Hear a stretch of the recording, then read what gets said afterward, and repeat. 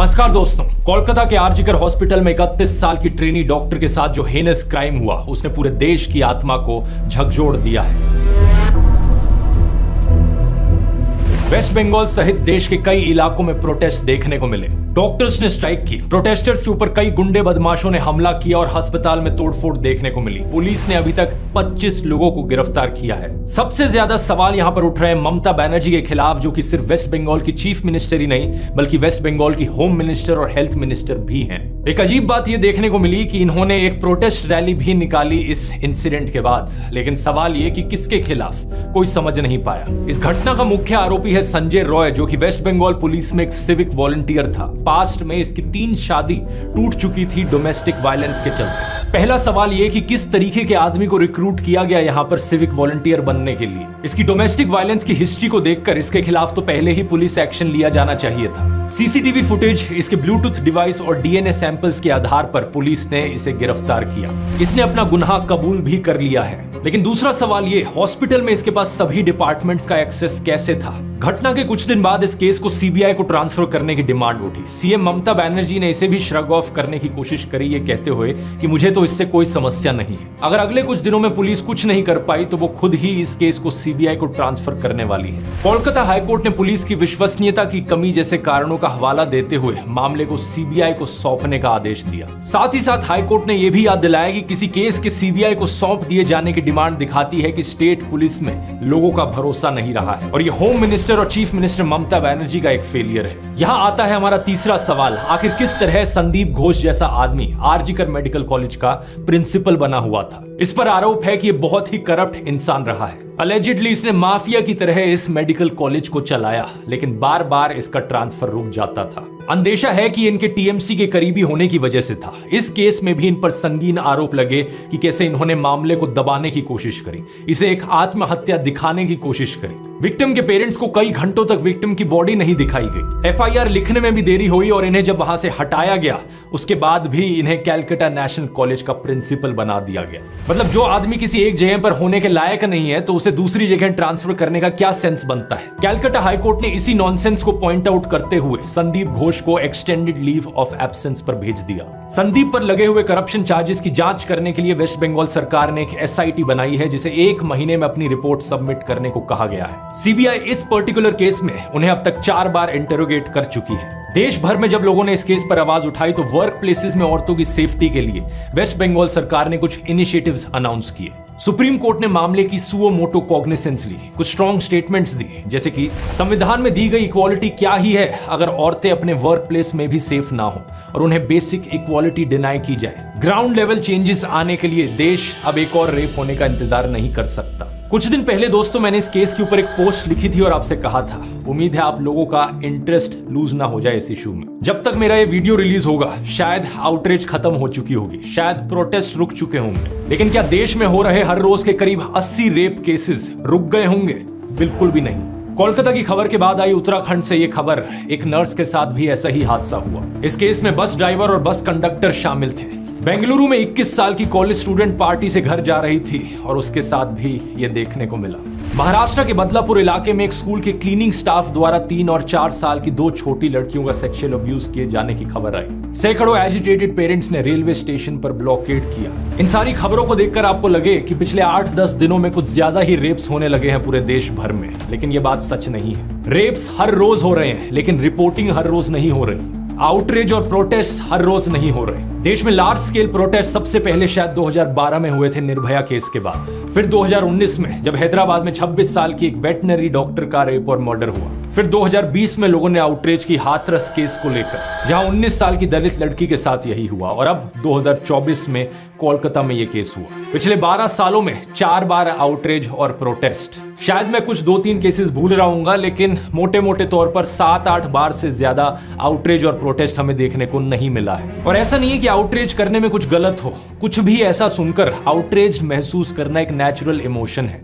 Protest करना भी हमारे जिंदा होने की निशानी है। लेकिन हालातों में कुछ तो सुधार होना चाहिए। 2012 से लेकर हम अब तक देखें तो हो इसका उल्टा ही रहा। 2012 के आसपास एक साल में 25,000 ऐसे केस रिपोर्ट होते थे, जबकि एनसीआरबी के लेटेस्ट फिगर्स के अनुसार 2022 में 31,000 ऐसे केस रिपोर्ट हुए, यानी कि हर दिन के 85 रेप केसेस। अगर हम बढ़ती हुई पॉपुलेशन के साथ साथ प्रपोर्शन भी देखें तो उसमें भी हमें उछाल देखने को मिलता है। तब से लेकर अब तक देश की पॉपुलेशन बढ़ी है करीब 1.14 टाइम्स, लेकिन रेप केसेस बढ़े हैं करीबन 1.25 टाइम्स। इसका मतलब साफ है, सिचुएशन बदतर होती जा रही है। जो रेप के रूट कॉजेज हैं वो ना केवल बने हुए हैं बल्कि बढ़ते जा रहे हैं। इस वजह से मुझे एब्सर्डिटी महसूस होती है। एक हफ्ते प्रोटेस्ट हो ये ठीक है, लेकिन साल के बाकी दिनों ऐसा बिहेव करना जैसे कि सब चंगा सी, ये एब्सर्ड है। क्या होना चाहिए सिचुएशन में सुधार के लिए? क्या आप लोग इस अनकंफर्टेबल डिस्कशन के लिए तैयार हैं? ये डिस्कशन इसलिए अनकंफर्टेबल होगा क्योंकि शायद आप देखेंगे कि आप में से बहुत से लोग किसी ना किसी तरह इनडायरेक्टली इस प्रॉब्लम का हिस्सा है। क्या आप इसे एक्नॉलेज करेंगे?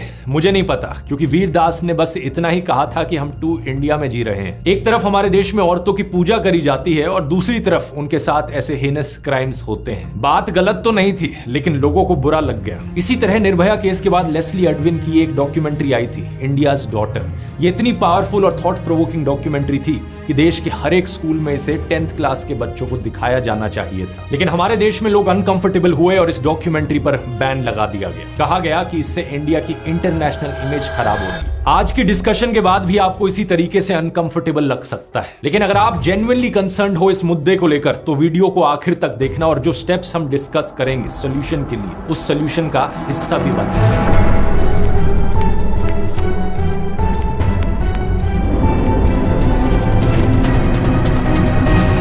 वीडियो शुरू करने से पहले एक छोटी सी इन्फो बताना चाहूंगा। आप में से जिन लोगों ने चैट जीपीटी का कोर्स खरीद रखा है उन सब के लिए अब एक नया फ्री अपडेट जारी हो गया है।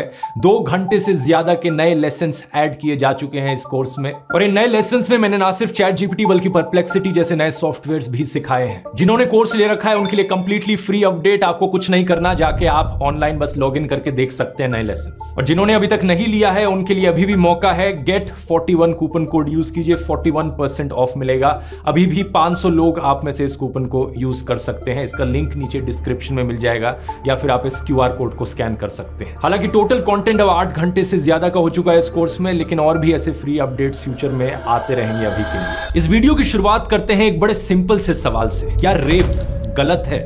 आप लोग कहोगे कि क्या बेहुदा सा सवाल पूछ रहा हूं मैं। ऑब्वियसली रेप गलत चीज है, लेकिन जब हम अपने आसपास के सोसाइटल एटीट्यूड्स को देखते हैं तो कुछ और ही तस्वीर निकल कर आती है। हर कोई कहता तो है कि रेप गलत चीज है, लेकिन कंडीशंस अपनी अप्लाई करता है उसके साथ। जैसे कि नुपुर शर्मा का केस देख लो, बीजेपी की वो नेता जिन्होंने एक ही दिन में 3 अलग अलग टीवी चैनल्स पर प्रॉफिट मोहम्मद के बारे में कुछ ऑब्जेक्शनेबल चीजें कही। मैंने इसे क्रिटिसाइज करते हुए एक वीडियो भी बनाया था जिसमें बताया कि कैसे नुपुर की स्टेटमेंट्स पूरी तरीके से डेलिब्रेट और मैलिशियस थी। इस वजह से हमारे देश को अरब देशों के सामने शर्मिंदा भी होना पड़ा था। लेकिन क्या नुपुर की इस गलती की वजह से उन्हें रेप थ्रेट्स दिए जाना जायज हो जाता है? बिल्कुल भी नहीं। जाने उन्हें कितने सारे डेथ थ्रेट्स और रेप थ्रेट्स मिले हैं जिनका एक सभ्य समाज में कोई जस्टिफिकेशन नहीं हो सकता। ऑड्री ट्रुश्के का केस देखिए, ये एक ट्रेंड हिस्टोरियन है। औरंगजेब पर इन्होंने काफी लिखा है। ऐसा नहीं है कि औरंगजेब को इन्होंने महान राजा कहा हो, लेकिन इनकी फाइंडिंग्स के हिसाब से औरंगजेब एक कॉम्प्लिकेटेड कैरेक्टर था जिसने एक तरफ हिंदू मंदिर तोड़े थे लेकिन कई बार हिंदू मंदिरों को बचाया भी था। अगर किसी को इनकी हिस्टोरिकल फाइंडिंग्स में कुछ गलत लगता हो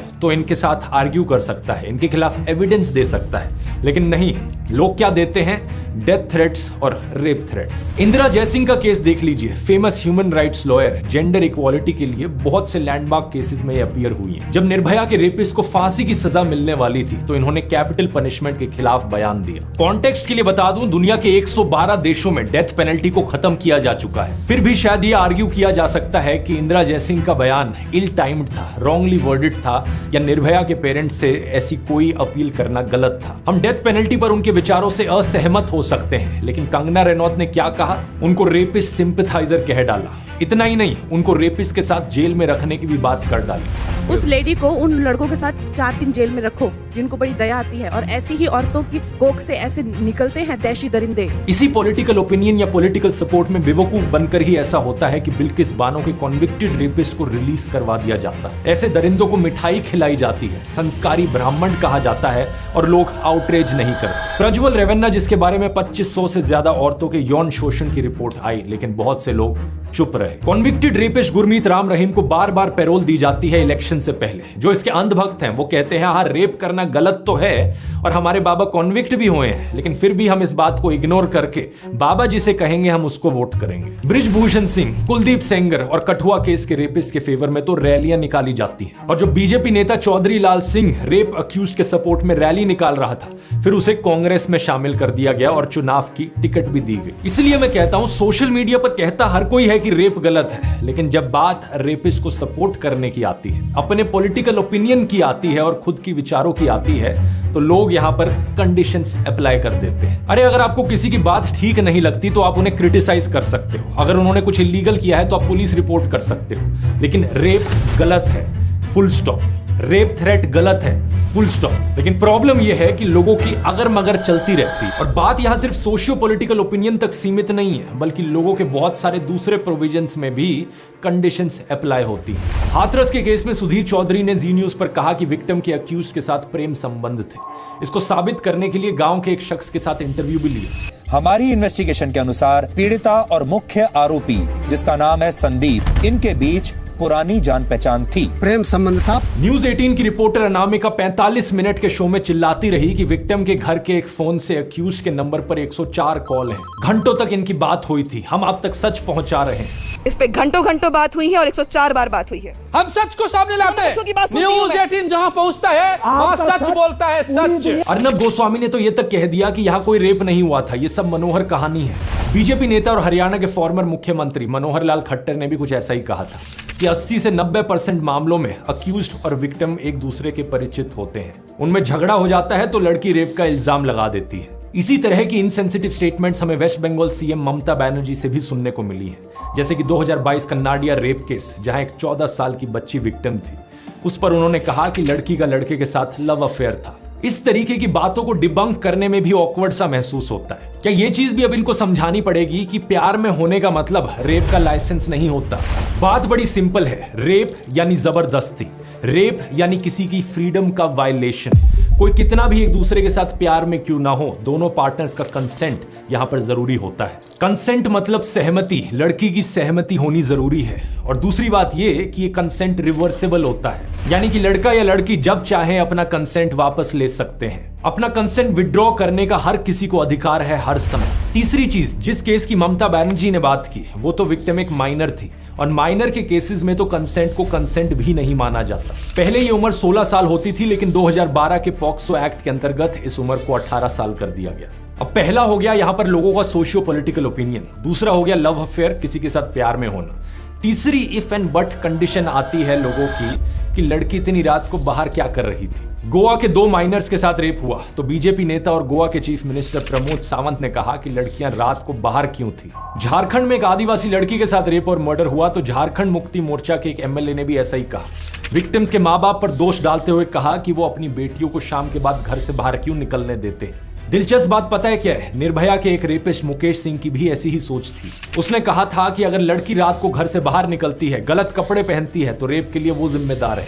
हर कोई शरीफ लड़की होती है, रात को 9 बजे मतलब नहीं घूमती है। लड़के भी उतने उससे ज्यादा जिम्मेदार है रेप के लिए, ये लड़के हैं उससे ज्यादा। एक बार फिर से ये बहानेबाजी बिल्कुल नॉनसेंस है। लड़कियों के रात में बाहर होने से रेप नहीं होते, रेपिस्ट के रात में बाहर होने से रेप होते हैं। अगर किसी को लगता है कि उनके लड़के ऐसे पोटेंशियल रेपिस्ट हैं, तो वो अपने लड़कों को रात में घर के अंदर बंद करके रखें। दूसरी बात कि साल दर साल एनसीआरबी की रिपोर्ट में देखा गया है कि 90% से ज्यादा केसेस में अक्यूज्ड विक्टिम की जान पहचान का होता है। 2015 की रिपोर्ट में 95% अक्यूज्ड परिचित थे, 2017 में 93% और 2021 में 96.8%। इसमें पड़ोस के लोग, दोस्त, कोवर्कर्स, इमीडिएट फैमिली मेंबर्स और रिलेटिव्स शामिल होते हैं। नवंबर 2020 में दिल्ली पुलिस ने एक पार्लियामेंट्री पैनल को एक रिपोर्ट सौंपी और उसमें भी कुछ सिमिलर ही देखा गया। दिल्ली में हुए केसेस में भी 98% केसेस ऐसे थे जहां अक्यूज्ड जान पहचान का आदमी था। 57% केसेस में फैमिली मेंबर, रिलेटिव या फैमिली फ्रेंड ही था। यह चीज दूसरे देशों में भी देखने को मिलती है। अमेरिका में भी पाया गया है कि 80% केसेस में अक्यूज्ड कोई जान पहचान का ही होता है। तो ज्यादातर केसेस में जब जान पहचान के लोग ही ये काम कर रहे हैं तो रात को घर से बाहर निकलने वाली बात आ ही कैसे जाती है। चौथी कंडीशन आती है लूज कैरेक्टर की। कहा जाता है कि सेक्सुअल हैरेसमेंट गलत तो है, लेकिन ये लड़की का लूज कैरेक्टर था। करती ना किसी के साथ भी चले जाना, ये ऐसी लड़कियां करती हैं, अच्छे घराने की लड़कियां नहीं। ऐसी लड़कियों के साथ ना ऐसा ही होता है। आराम से साथ चल दे और बैठ के पिए, कोई भी लड़का समझेगा ना कि ये लड़कियां तैयार हैं, वरना क्यों आएंगी, क्यों पिएंगी। रेप के खिलाफ हो रहे प्रोटेस्ट में भी हमें अक्सर सुनने को मिलता है कि औरतें तो देवी का रूप होती हैं, वो किसी की बेटी, किसी की बहन, किसी की माँ होती हैं। लेकिन प्रॉब्लम ये भी है, लोग एक तरफ या तो औरतों को पूरा भगवान की तरह देखते हैं या फिर दूसरी तरफ उन्हें बिल्कुल ऑब्जेक्ट्स की तरह देखते हैं। अरे उन्हें इंसान की तरह भी तो देख लो। हर एक औरत एक इंसान होती है, आदमी की तरह। अब ये औरत चाहे एक लोकल स्टेज डांसर हो या फिर एक तवायफ ही क्यों ना हो, हर एक इंसान की तरह उन्हें भी संविधान ने आजादी का बराबर हक दिया है। लेकिन अक्षय कुमार की फिल्म में कैसे डायलॉग्स हमें सुनने को मिलते हैं, तवायफ की लुटती हुई इज्जत को बचाना और 30 मार खान को कैद करना दोनों बेकार है। तवायफ की लुटती इज्जत को बचाना और 30 मार खान को कैद करना दोनों बेकार है, दोनों बेकार है। कमाल का लाइन है। कुछ रेपिस्ट मेंटालिटी के लोगों की ऐसी सोच होती है कि अगर लड़की स्टेज पर डांस कर रही है तो उसके साथ छेड़छाड़ की जा सकती है। ऐसे लोग उस औरत को चरित्रहीन कहते हैं, लेकिन असलियत में इस विचारधारा के लोगों से ज्यादा चरित्रहीन कोई हो नहीं सकता। एक शानदार फिल्म आई थी इस पर एक बार, अनारकली ऑफ आरा, जिसमें स्वरा भास्कर ने ऐसी ही एक लोकल स्टेज डांसर का रोल किया था। एक नेता उस पर असॉल्ट करता है तो वो उसके खिलाफ लड़ती है। फिल्म में यही दिखाया गया है कि हर एक औरत को अपने शरीर पर अधिकार है। पिंक भी ऐसी ही एक सेंसिटिव फिल्म है जिसमें दिखाया गया है कि किसी लड़की के शराब पी लेने का मतलब ये नहीं होता कि उसके साथ मिसबिहेव किया जा सके। ये रेपिस्ट मेंटालिटी वाले लोगों का एक और एक्सक्यूज होता है कि लड़की ने तो शराब पी हुई थी। ये बात सही है कि शराब पीना सेहत के लिए हानिकारक होता है, लेकिन शराब पीने से किसी का कैरेक्टर जज नहीं किया जा सकता और इसे सेक्सुअल असॉल्ट का बहाना तो बिल्कुल नहीं बनाया जा सकता। यहां भी कंसेंट यानी सहमति जरूरी है। इनफैक्ट बीएनएस सेक्शन 63 तो यह भी कहता है कि औरत की कंसेंट इंटॉक्सिकेशन की वजह से थी तो रेप का चार्ज भी बन सकता है। छठी कंडीशन, जो कि सबसे कॉमन विक्टिम ब्लेमिंग है, कि रेप गलत तो है लेकिन लड़की ने छोटे कपड़े पहन रखे थे। ये एक बार फिर से बिल्कुल ही बकवास आर्ग्यूमेंट है। अगर छोटे कपड़े की वजह से रेप होता है तो छोटी बच्चियों का रेप क्यों होता है? बूढ़ी औरतों का रेप क्यों होता है? मेंटली इल बच्चों के साथ रेप क्यों होता है? साड़ी और बुर्का पहनी हुई औरतों का रेप क्यों होता है? गांव में रेप क्यों होता है? राजस्थान और उत्तर प्रदेश में तो लड़कियों के छोटे कपड़े पहनना बहुत ही रेयर बात है, तो वहां पर सबसे ज्यादा रेप क्यों देखने को मिलते हैं? इतना बकवास आर्ग्यूमेंट, लेकिन फिर भी पता नहीं क्यों बहुत से लोगों के मन में, समाज में यही आर्ग्यूमेंट बना रहता है, अटक गया है उनके मन में कि लड़की ने छोटे कपड़े पहने थे, यही कारण हो। All the ladies wear the shorter dress or naked direct. If you are the parents, please control the girls. Bombay high court में तक एक आदमी ने एक बार कहा था कि छोटे कपड़ों की वजह से रेप होता है। कोडी कोर्ट, सेशन कोर्ट्स में तो एक जज ने कह दिया था कि फोटो में कंप्लेन करने वाली ने भड़काऊ कपड़े पहने हुए थे, इसलिए अक्यूज्ड के खिलाफ प्राइमा फेसी सेक्सुअल हैरेसमेंट का सेक्शन नहीं लगेगा। बीजेपी नेता सीसी पाटिल ने भी ऐसा ही कुछ बयान दिया था, जो बाद में असेंबली में पौन देखते हुए पकड़े गए थे। बीजेपी एमएलए रेणुकाचार्य और राजकोट में बीजेपी मेयर रक्षा बोरिया भी ऐसे बयान दे चुके हैं। एक एनजीओ अक्षरा सेंटर ने 8 शहरों में सर्वे किया, करीबन 3000 आदमी और 3000 औरतों का सर्वे किया जो 15 से 29 साल की उम्र के बीच के थे। इनमें से 54.8% लड़कों ने कहा कि रिवीलिंग कपड़े पहनने की वजह से रेप या सेक्सुअल हैरेसमेंट होती है। और कमाल की बात तो देखिए, 39.2% फीमेल्स का भी यही मानना था, यानी औरतें खुद इस गलत सोच का शिकार हैं। इस सोच के पीछे जिम्मेदार है एक बड़ा पॉपुलर परसेप्शन, जो लोगों का मानना है कि रेप का कारण होता है सेक्सुअल अर्ज। कुछ दिन पहले ही एक फिल्म आई थी महाराजा। फिल्म अच्छी थी, लेकिन उसमें भी रेप का यही इनकरेक्ट रिप्रेजेंटेशन दिखा रखा था। बहुत सी पुरानी हिंदी फिल्मों में जहां रेप को एक शैलो प्लॉट डिवाइस की तरह इस्तेमाल किया जाता है, जहां प्रेम चोपड़ा, शक्ति कपूर और रंजीत ने रेपिस्ट के किरदार निभाए हैं, वहां भी रेपिस्ट को इसी तरीके से पोर्ट्रे किया गया। जानी दुश्मन की इस पुरानी फिल्म ने तो सारी हदें पार कर दी थी। अक्षय कुमार का कैरेक्टर इस फिल्म में लड़की को अपने मोलेस्टर्स को माफ करने को कहता है, ये कहकर कि तुम्हारी जैसी खूबसूरत लड़की को देखकर तो मरे हुए आदमी का भी दिल धड़क उठे। तुम्हारी जैसी खूबसूरत लड़की को देखकर मरे हुए आदमी का भी दिल धड़क उठे। फिर तो ये जीते जागते नौजवान है, इनका क्या हाल होगा? लेकिन सच बात क्या है दोस्तों कि सेक्सुअल अर्ज का रेप से कोई कनेक्शन नहीं है, इसलिए इसे जवानी का जोश कहकर जस्टिफाई करना बंद कर दो। ऐसा नहीं है कि जो लोग रेप नहीं करते उनमें अर्ज नहीं होती, और रेपिस्ट में इतनी अर्ज होती है कि वो अनकंट्रोलेबल हो जाती है। ये बिल्कुल बकवास बात है। बहुत बार रेपिस्ट के पास कोई कंसेंटिंग पार्टनर भी होता है, वो शादीशुदा होते हैं। पॉल गेबार्ड की इस रिसर्च में और कई सारे सर्वेज में यही चीज बार बार बताई गई है। असलियत में रेप के पीछे 3 कारण होते हैं और रेपिस्ट को 3 कैटेगरीज में डिवाइड किया जाता है। पहले है पावर रेपिस्ट, जो सेल्फ वर्थ इश्यूज से पीड़ित होते हैं। इस एक्ट के थ्रू वो एक पावर फील करना चाहते हैं। दूसरे एंगर रेपिस्ट, जिनमें गुस्सा होता है। ये लोग बहुत अब्यूजिव होते हैं और गालियां देते हैं, और विक्टिम अगर रेजिस्ट भी ना करे तब भी वायलेंट हो जाते हैं। इस कैटेगरी के रेपिस्ट अक्सर जान से भी मार देते हैं विक्टिम को। तीसरी टाइप है सैडिस्टिक रेपिस्ट। सैडिज्म का मतलब है दूसरों के फिजिकल और मेंटल वायलेंस में खुशी मिलना, खुद प्लेजर उठाना दूसरों को नीचे गिरता हुआ देखकर या उनके खिलाफ अत्याचार होते हुए देखकर।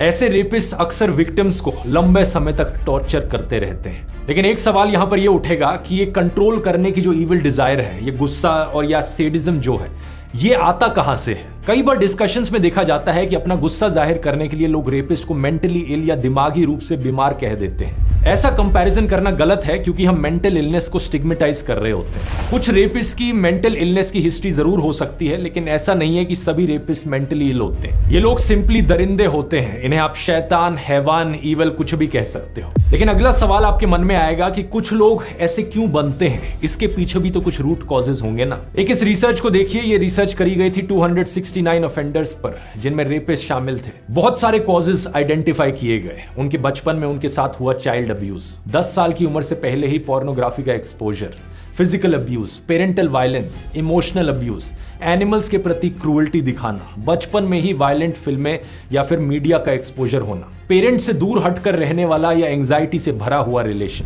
इन कॉजेज को स्टडी करना इसलिए जरूरी है ताकि समाज में और नए रेपिस्ट को बनने से रोका जा सके। अब ऐसे कारणों से किसी व्यक्ति की ऐसी पर्सनैलिटी तो बन गई कि उसमें डोमिनेट करने का इविल डिजायर, गुस्सा या सैडिज्म भरा हो। लेकिन अमेरिका में हम जिन मास शूटिंग्स के बारे में सुनते हैं, उनमें भी एंगर एक कॉमन फैक्टर है। कुछ लोगों में ऐसा डीप सीटेड एंगर डिप्रेशन का रूप ले लेता है। तो ऐसे में सवाल आता है कि रेपिस्ट के केस में ये डोमिनेट करने की जो इविल डिजायर है, गुस्सा है या सैडिज्म है, ये रेप के थ्रू ही क्यों निकल कर आता है? इसका सही जवाब है रेप कल्चर।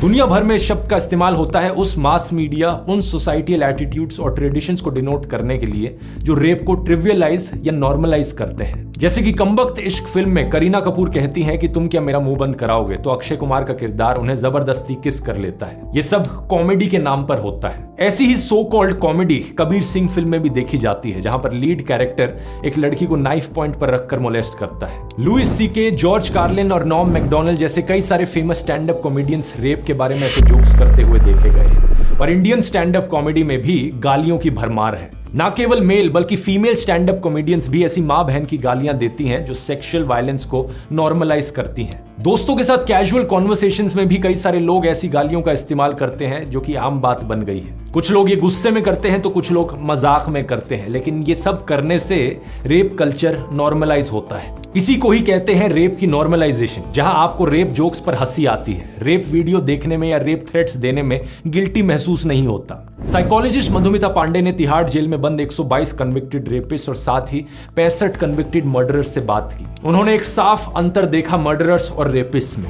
ज्यादातर मर्डरर्स को खून करने वालों को अपने किए हुए पर रिग्रेट था, अफसोस था। उन्हें यह भी एहसास था कि उनकी एक्शंस की वजह से कैसे दूसरों की जिंदगियां तबाह हो गई। लेकिन दूसरी तरफ ज्यादातर रेपिस्ट को अपने किए हुए पर कोई रिग्रेट नहीं था। इसलिए हमें समाज में यह देखने को मिलता है कि बहुत से रेप अक्यूज लोग रिपीट ऑफेंडर्स होते हैं, क्योंकि एक बार उन्होंने गलत किया तो उन्हें लगता ही नहीं कि उन्होंने कुछ गलत किया है। और सवाल यहां पर यह है कि उन्हें रिग्रेट क्यों नहीं होता। मधुमिता ने उन्हें 2 क्वेश्चनर्स दिए और सामने आया कि उनके औरतों के बारे में बहुत ही रिग्रेसिव व्यूज थे। और ये इकलौती ऐसी रिसर्च नहीं है, बहुत सारी पहले भी ऐसी रिसर्च करी गई है। सुजैन ब्राउन मिलर ने अपनी 1975 की किताब against our will, men, women and rape में यही बात बताई थी कि रेप एक इंटिमिडेशन का कॉन्शियस प्रोसेस है। सुजैन के अलावा रिचर्ड जॉनसन, डैनियला कुज़मैनो, रेबेका विंसेंट जैसे बहुत से रिसर्चर्स की यही फाइंडिंग्स रही हैं। इस सब के ऊपर बात आती है टॉक्सिक मैस्कुलिनिटी और पेट्रियार्कल कल्चर की, जहां औरत को एक आजाद इंसान के बजाय एक इंफीरियर सब ह्यूमन की तरह देखा जाता है।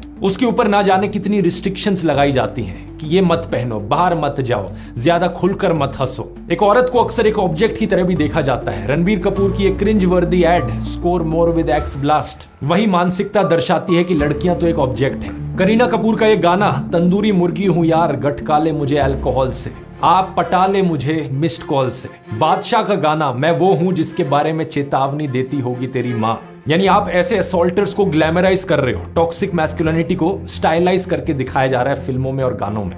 वर्जिन बीवी चाहिए, खुद बैंकॉक के खिलाड़ी हैं। 6 लड़कियों के बीच में एक लड़का स्टड है और 6 लड़कों के बीच में एक लड़की स्लट है। और फिर ये सिंगर्स कहते हैं कि इनके घर पे तो फीमेल फैमिली मेंबर्स होते हैं, इनका म्यूजिक हमेशा एक रिस्पॉन्सिबिलिटी और रिस्पेक्ट की जगह से आता है। सिंगर हनी सिंह ने भी बहुत आउटरीच दिखाई इस कोलकाता केस को लेकर, लेकिन वो अपने गानों में क्या लिखते हैं? ब्राउन गर्ल्स से मेरा मन भरता नहीं, मैं शेर हूं घास चरता नहीं। जब तक औरतों की ऐसी ऑब्जेक्टिफिकेशन होगी, ये रेप कल्चर बना रहेगा, तब तक ये प्रॉब्लम सॉल्व नहीं हो सकती। और सॉल्यूशंस की बात करें तो यहाँ 3 तरीके की समस्याएं हैं। पहला वो हालात जो किसी की व्यक्तित्व को डैमेज कर सकते हैं। दूसरा वो सोसाइटल एटीट्यूड जिसकी वजह से ऐसे लोग अपनी डोमिनेट करने की अर्ज, अपना गुस्सा या सेडिज्म एक औरत पर निकालते हैं। और तीसरा ये मटेरियल कंडीशंस जिनकी गड़बड़ी के चलते ऐसा हो पाता है। हमें इस प्रॉब्लम को समाज से खत्म करने के लिए इन तीनों फ्रंट्स पर काम करना होगा और हर किसी को इसमें भाग लेना होगा। पहला जो रूट कॉजेज है उन्हें हटाया जाए ताकि ये ट्विस्टेड पर्सनैलिटी प्रिवेंट की जा सके। सरकार को यहाँ पर अलग अलग डिपार्टमेंट्स में वुमेन एम्पावरमेंट को स्पीड अप करना होगा। लोगों को एजुकेट किया जाए, एजुकेशन को नंबर 1 प्रायोरिटी बनाया जाए, लोगों के रोजगार की स्थिति में सुधार आए। स्कूलों में सेक्स एजुकेशन दी जानी चाहिए, बच्चों को गुड टच बैड टच के बारे में बताया जाना चाहिए। सभी सरकारों को कानूनी प्रक्रिया में सुधार करने की जरूरत है। दूसरा, सोसाइटल एटीट्यूड्स की बात करें तो ये काम सिर्फ सरकार का नहीं है बल्कि हम सब लोगों का है। पहली बात, हमें समाज से ये माँ बहन की गालियां खत्म करनी होंगी। आज से संकल्प लें दोस्तों कि इन गालियों का आप आज के बाद से कभी इस्तेमाल नहीं करोगे, ना डेली लाइफ में ना सोशल मीडिया पर। चाहे कोई भी इंसान से आप कितना ही क्यों ना डिसएग्री करते हो, आप किसी इंसान से कितनी ही नफरत क्यों ना करते हो, रेप थ्रेट्स नहीं दिए जाने चाहिए, रेप जोक्स पर हंसना नहीं चाहिए। और इसके बाद समाज में हमें जहां भी सेक्सिस्ट एटीट्यूड देखने को मिले, चाहे वो कोई एड हो, कोई फिल्म हो, कोई गाना हो, कोई यूट्यूब वीडियो हो, किसी का कमेंट हो, किसी का स्टैंड अप एक्ट हो, उसे कॉल आउट किया जाना चाहिए, उसके खिलाफ आवाज उठाई जानी चाहिए। लॉ एंड ऑर्डर को मजबूत बनाने के लिए हमें पुलिस में सारी वैकेंसीज फिल करने की जरूरत है। पुलिस को और इंडिपेंडेंट बनाने की जरूरत है स्टेट गवर्नमेंट से, ताकि किसी भी ऐसे मामले में पॉलिटिक्स कभी भी जस्टिस के बीच में इंटरफेरेंस ना करे। उम्मीद है आपने इस वीडियो से कुछ नया सीखा होगा। इस वीडियो को अपने फ्रेंड्स और फैमिलीज के साथ शेयर कीजिए ताकि सभी लोगों में इस चीज को लेकर अवेयरनेस बढ़ाई जा सके, ताकि सभी लोग साथ में मिलकर इन सॉल्यूशंस पर काम कर सकें। ChatGPT कोर्स को डाउनलोड करने का लिंक नीचे डिस्क्रिप्शन में मिल जाएगा। और अगर आप इस इशू पर और चर्चा सुनना चाहते हैं तो इसकी बात मैंने एनिमल फिल्म वाले वीडियो में डिटेल में करी है, और भी विस्तार से सेडिज्म और वायलेंस पर बात करी है, यहां क्लिक करके देख सकते हैं। बहुत बहुत धन्यवाद।